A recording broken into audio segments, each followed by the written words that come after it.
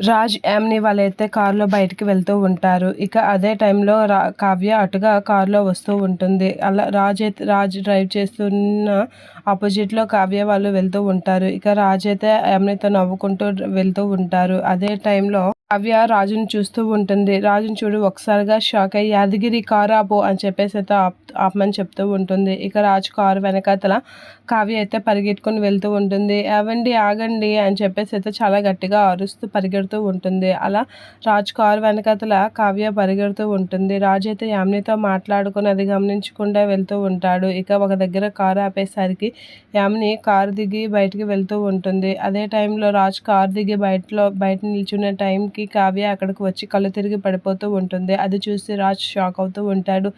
ఎవరివిడ ఇలా కళ్ళు తిరిగి పడిపోయింది, హలో హలో అని చెప్పేసి అయితే రాజు అయితే కావ్యని చూసి షాక్ అయి కావ్యని అయితే లేపుతూ ఉంటాడు. అలా కావ్యని చూసి లేపేసరికి అప్పటికే కావ్య కళ్ళు తిరిగి స్పృహ కోల్పోతూ ఉంటుంది.